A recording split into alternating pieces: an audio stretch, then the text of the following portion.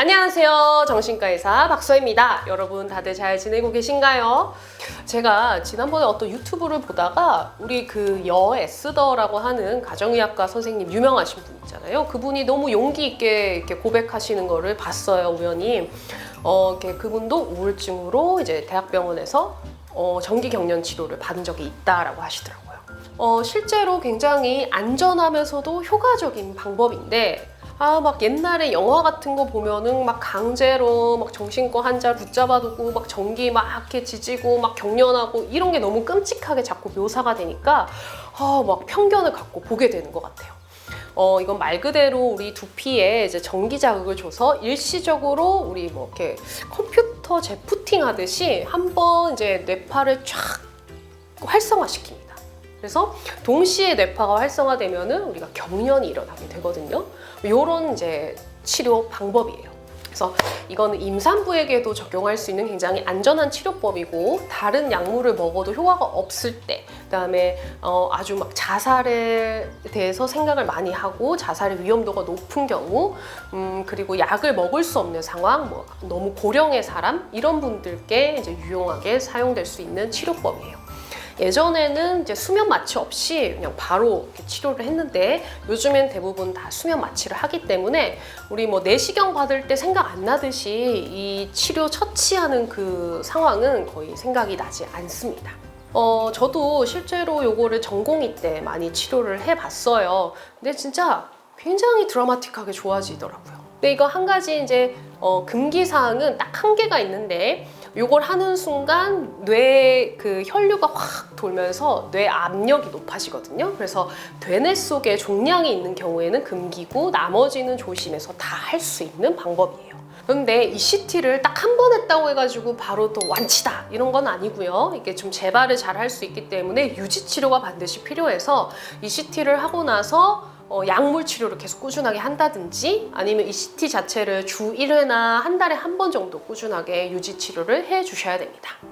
한 가지 좀 부작용은 두통이 있을 수 있고, 또 그 기억력을 좀 단기 기억을 좀 잃을 수 있어요. 너무 무서운데요? 걱정하지 마시고 그날 입원했을 때 당일날 기억이라든지 뭐 그 아침의 기억 요 정도는 좀 잊어버릴 수가 있는데, 대부분은 또 시간이 지나면은 회복을 하십니다. 그러니까 이 ECT라는 치료법이 굉장히 효과적이고 안전한 치료법이다라는 거를 머릿속에 좀 넣고 가셨으면 좋겠어요. 다음 치료법은 바로 TMS라고 하는 거예요. 그래서 경두계 자기 자극술이에요. 말이 어려운데 쉽게 말하면 이 두개골을 통해서 자기장의 자극을 이렇게 똑똑똑똑똑똑똑똑똑 쏘아준다는 거예요. 요것도 제가 직접 시행을 해본 적도 있고, 처음에 배울 때는 제가 또 대상이 되어가지고 앉아본 적도 있었는데, 어떻게 하냐면요, 약간 그 안마의자 같은 생긴 의자에 이렇게 앉아 계시면 요렇게 전류를 흘리면은 우리 자기장이 생기거든요. 뭐 있어요, 그런 물리 법칙이 있어. 그래서 그 자기장을 머리에 이렇게 딱딱딱딱 한 번 주는 게 아니라 여러 번 반복해서 주는 거예요. 1Hz 이상으로 빠르게 반복해가지고 주게 되면 그쪽의 뇌 부위가 활성화가 되거든요. 이런 치료 방법입니다. 우울증 환자를 쫙 조사를 해봤더니 우리 좌측의 전두엽이라고 하는 것 중에서도 더 가장 앞에 있는 전전두엽, 그래서 좌측 전전두엽이 굉장히 활성화 떨어지더라라는 거를 발견한 거예요. 그래서 좌측 전전두엽 위치에 딱 그거를 주고 요거를 활성화시키는 거예요.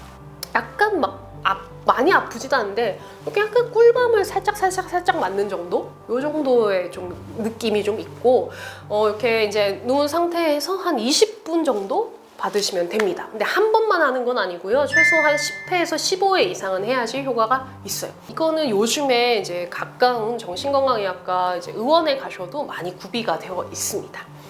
요것에 이제 주의할 점은 이게 이제 자기장을 흘리다 보니까 쉽게 말하면 자석이 되는 거거든요. 그래서 머릿속에 금속에 뭔가 삽입되어 있다 이러면 하시면 안 되고, 그다음에 이거의 이제 부작용은 두통이 있을 수가 있어요.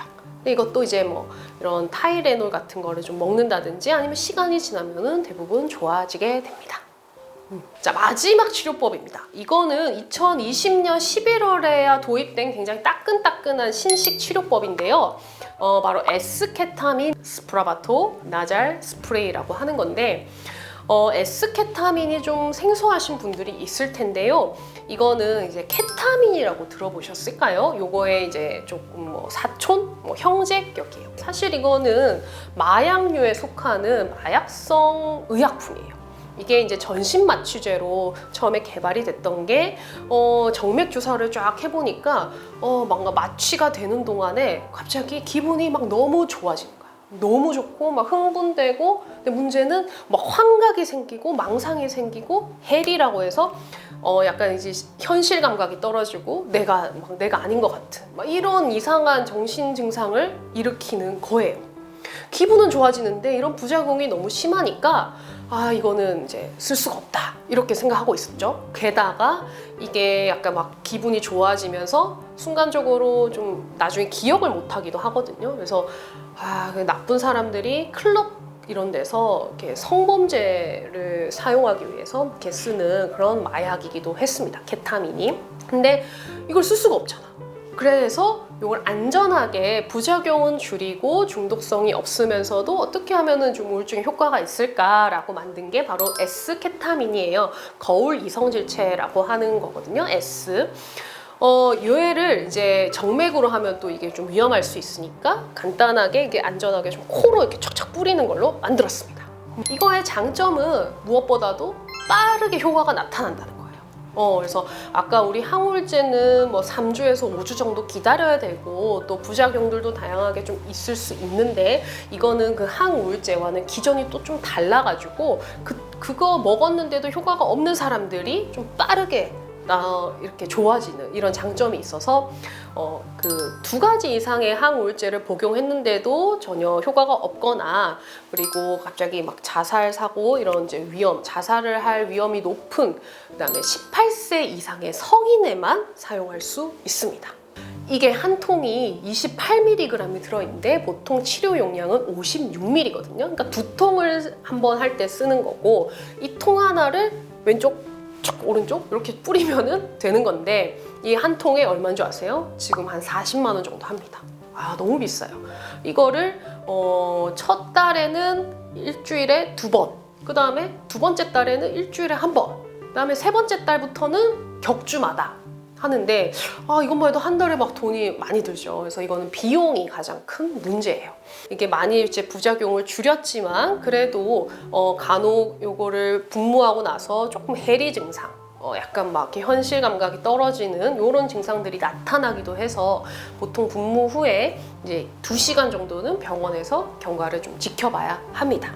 이런 또 장단점이 있는 약이 되겠어요. 자, 여러분 오늘 저와 함께 이제 우울증 어떤 증상이 있을 때 병원에 찾아가야 되고 병원에 가면은 과연 어떤 치료를 받는지 아주 예전 방법부터 최신 치료법까지 다 알아봤어요. 좀 도움이 많이 되셨나요? 제가 마지막으로 꼭 당부드리고 싶은 것은 우울증이 걸린 게 절대 마음이 나약하거나 당신이 잘못해서 그런 게 아닙니다.